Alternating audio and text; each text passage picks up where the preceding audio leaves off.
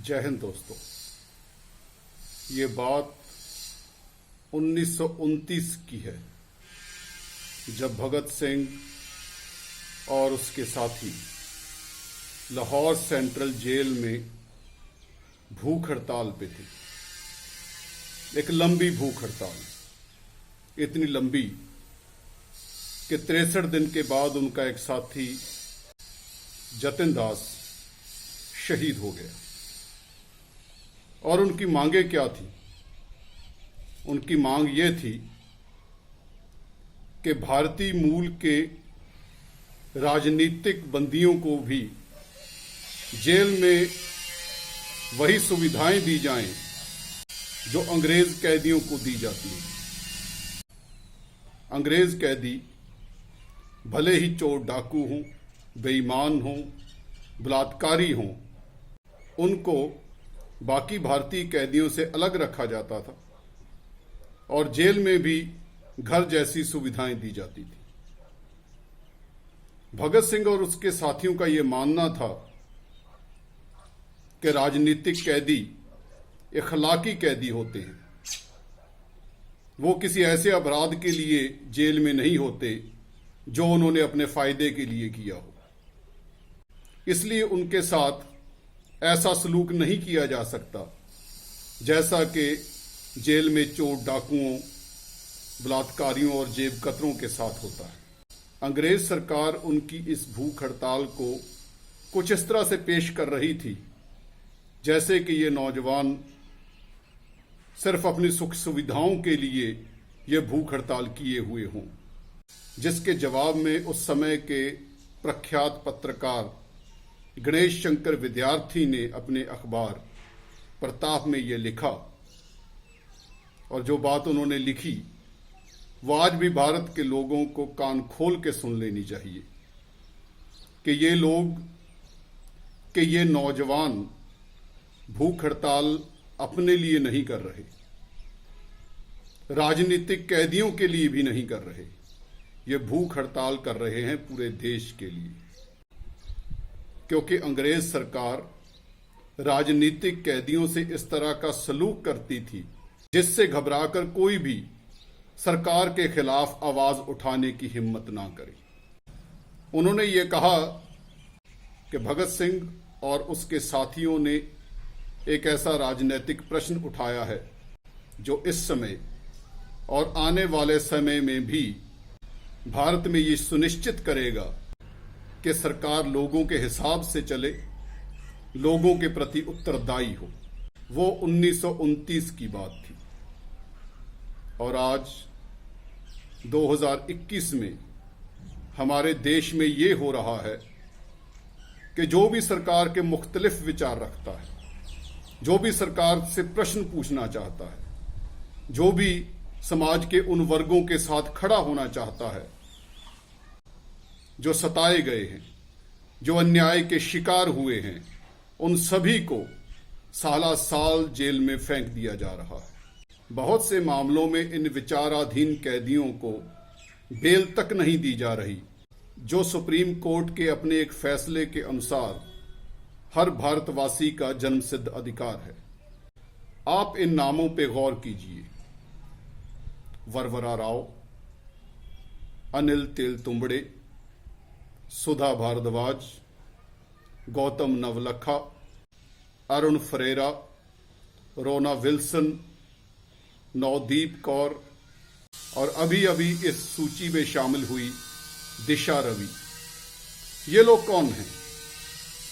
ये वही हैं जो कभी भगत सिंह हुआ करते थे, कभी मंसूर हुआ करते थे, कभी ईसा हुआ करते थे।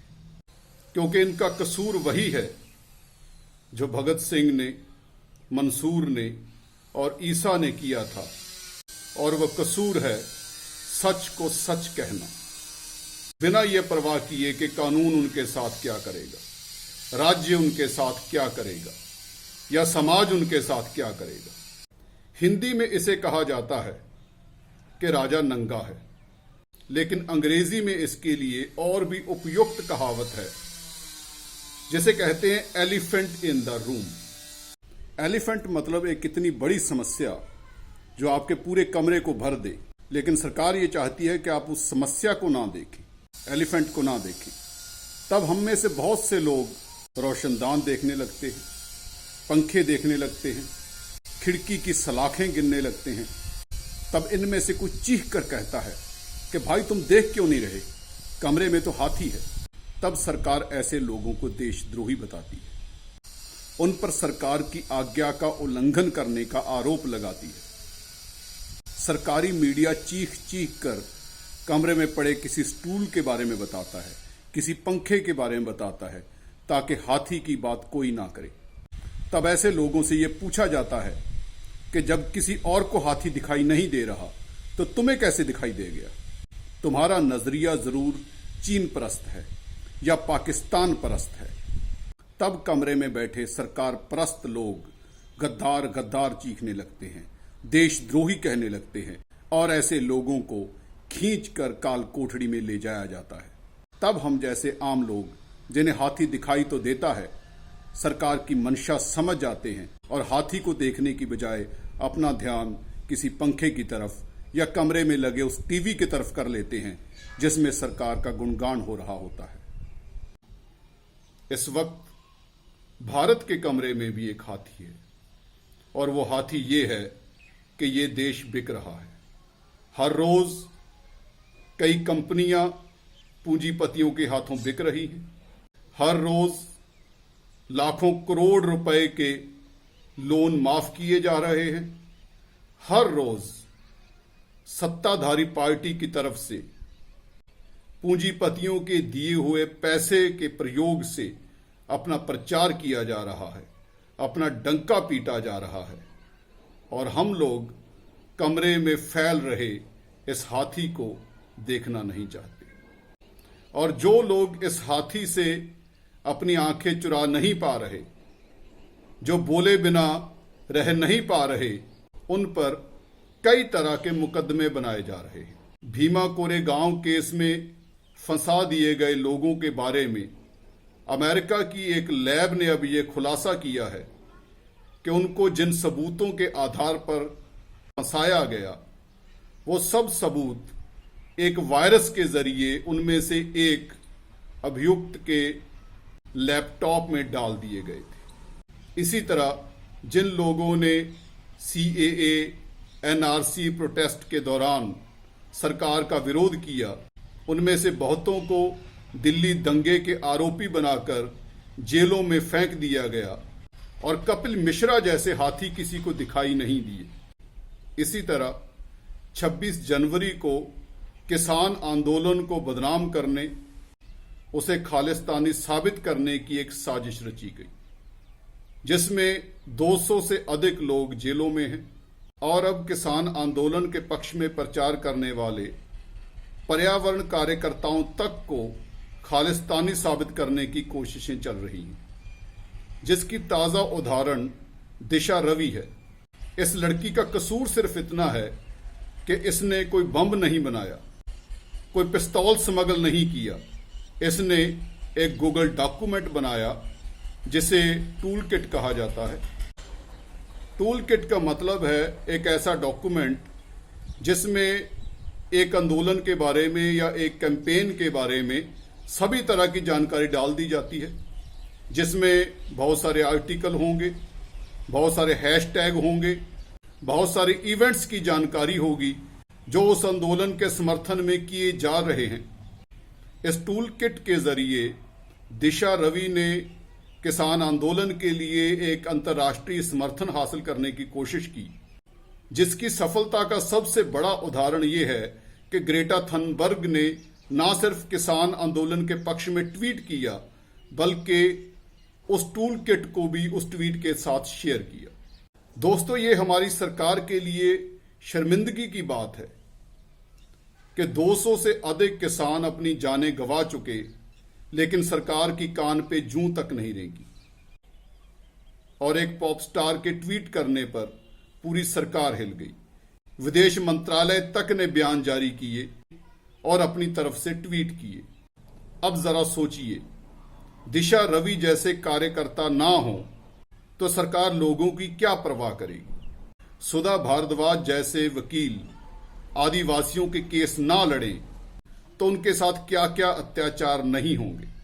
जो लोग इस सरकार के अंधभक्त बन के इस सरकार के प्रचार से प्रभावित होके इन लोगों को गद्दार, देशद्रोही या चीन और पाकिस्तान प्रस्त तक बता रहे हैं, उन लोगों को जरा सोचना चाहिए कि ये लोग हमारे देश के असल चौकीदार हैं। ये अगर नहीं होंगे तो सरकार किस बंद कमरे में बैठकर किस पूंजीपति से क्या सौदा करेगी, ये कभी बाहर नहीं आएगा। किस थाने में किस आदिवासी महिला के साथ क्या होगा, ये कभी किसी को पता नहीं चलेगा। आप लोग इनका समर्थन नहीं कर सकते तो ना सही, लेकिन कम से कम इनके बारे में झूठ तो मत बोलिए। बेसिर पैर की दलीलों के साथ इनको पाकिस्तान या चीन परस्त तो मत बोलिए। ये लोग जो साला साल जेलों में सड़ जाते हैं, उन्हें कम से कम देश के गद्दार तो मत बोलिए। ये लोग आपसे कुछ कहना चाहते हैं। इनकी आवाज को, इनके जज्बात को एक नज्म के जरिए मैंने कहने की कोशिश की है। सुन के देखिए कि ये क्या कहते हैं। है मेरी कैद कुछ ऐसी, रिहाई ही नहीं होती, कभी मुमकिन असूलों से दगाबाजी नहीं होती, कभी अपनी नजर ही रोक लेती है मुझे बढ़कर, कभी उम्मीदें यारों की मुझे गिरने नहीं देती। मैं चुप रहकर ही पागल हो न जाऊं, डर सताता है। मैं चुप रहकर ही पागल हो न जाऊं, डर सताता है। कोई आवाज है अंदर जो चुप होने नहीं देती। जो कहते हो मुझे गद्दार, खुद ही सोच कर देखो। जो कहते हो मुझे गद्दार, खुद ही सोच कर देखो। बिना लालच के तो दुनिया में गद्दारी नहीं होती। मुझे इनाम मिलता है फकत जंजीरों जिंदा का। मुझे इनाम मिलता है फकत जंजीरों जिंदा का। मेरे मरने पे ही लोगों पे मेरी असलियत है खुलती।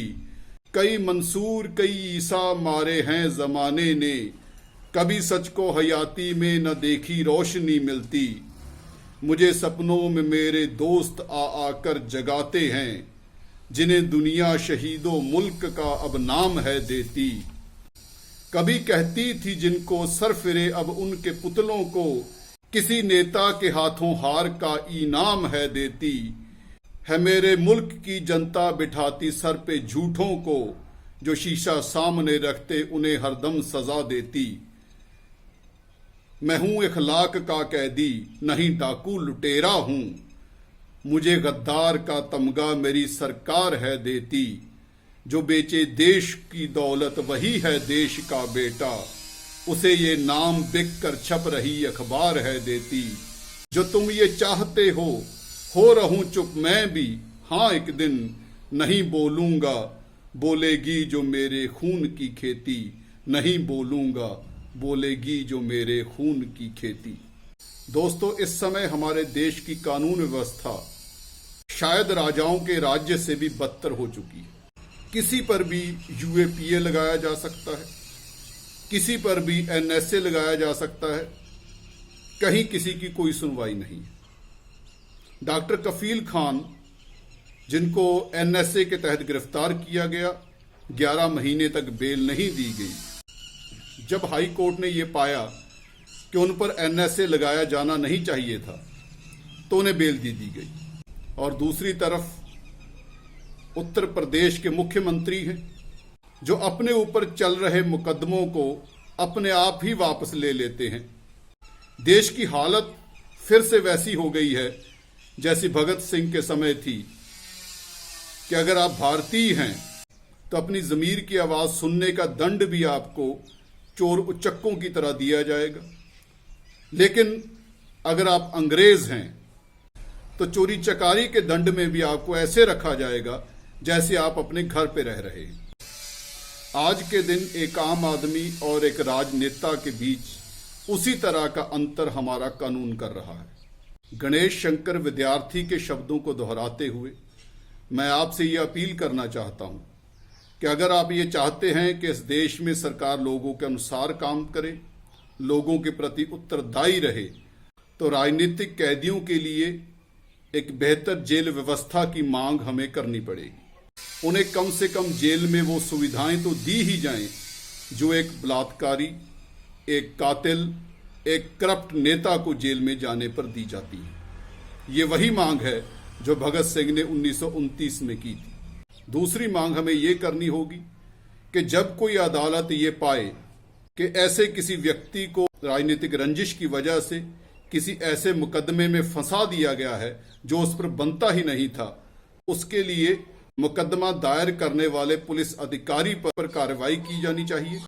वो सभी लोग जो इस देश को बेहतर बनाना चाहते हैं, सरकार को उत्तरदायी बनाना चाहते हैं, उन्हें आगे बढ़कर इन राजनीतिक कैदियों के लिए एक लीगल सेल की व्यवस्था करनी चाहिए ताकि इन लोगों को बेल दिलाई जा सके और ऐसे पुलिस अधिकारियों के खिलाफ कार्रवाई की जा सके जो अपने राजनीतिक आकाओं के कहने पर इनके खिलाफ गलत सबूत घड़ते हैं और कानून की गलत धाराओं के तहत इन पे मुकदमे दायर करते हैं।